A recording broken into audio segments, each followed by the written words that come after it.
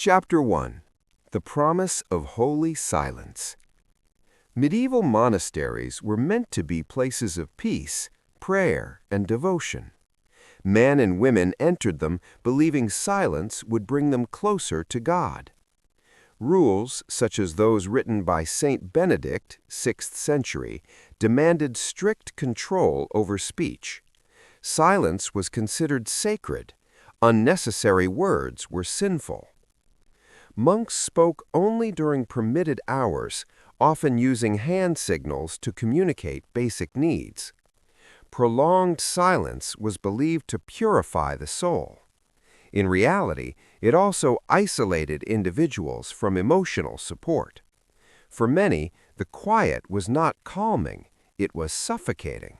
Chapter 2. The Clock That Ruled the Body.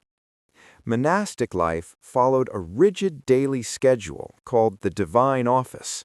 Monks woke before dawn for prayers, sometimes as early as 2 or 3 a.m.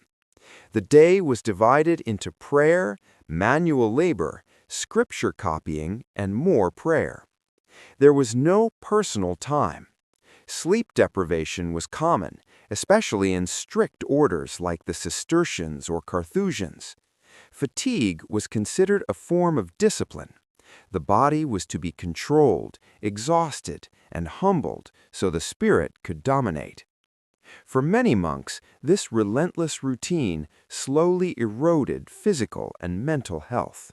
Chapter 3. Punishment as Spiritual Medicine.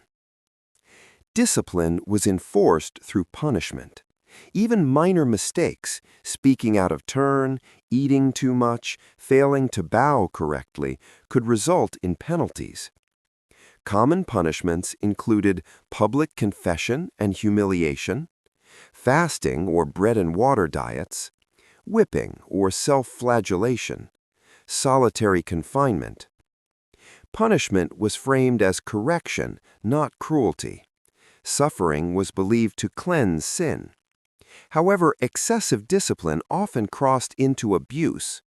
Records show monks punished not for moral failure, but for exhaustion, illness, or emotional weakness. Chapter 4. The Scriptorium and the Breaking Mind. One of the most important tasks in monasteries was copying manuscripts.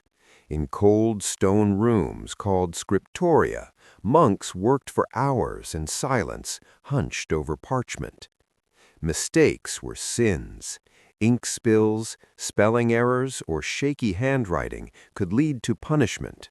The work demanded intense concentration under harsh conditions, poor light, freezing temperatures, and physical discomfort. Some monks began reporting visions, voices, or divine messages. While recorded as spiritual experiences, modern historians believe many were suffering from sleep deprivation, isolation, and psychological stress. Chapter 5. Isolation and Emotional Starvation. Monasteries cut monks off from family, love, and normal social bonds. Emotional attachment was discouraged. Even friendship could be seen as a distraction from God. Letters from monasteries reveal loneliness, despair, and regret. Some monks tried to escape, others fell into deep depression. Yet leaving was often forbidden or punished. Once vows were taken, a monk belonged to the institution for life. Those who broke down mentally were rarely treated with compassion. Mental illness was often labeled as demonic influence or spiritual weakness. Chapter 6. Madness Behind Holy Walls. Historical records mention monks who screamed during prayer, refused to eat, became violently obsessive about sin, believed they were damned beyond forgiveness. These behaviors were usually met with stricter discipline, not care. The belief was that more prayer and more punishment would restore order. In extreme cases, monks were locked away in cells for years. Madness was hidden, not healed. The monastery preserved its holy image while suffering remained invisible.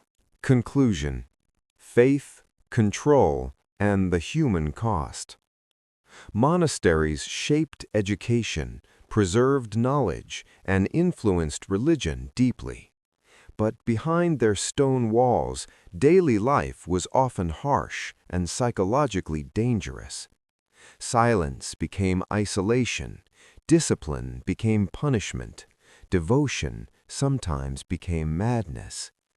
Monastic life reminds us that even sacred institutions can cause suffering when control replaces compassion, and when obedience matters more than humanity.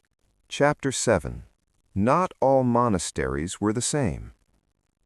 It is important to note that not every monastery was cruel. Some communities were kinder, more balanced and supportive. Over time, reforms attempted to soften extreme practices. However, the ideal of suffering as holiness remained powerful for centuries.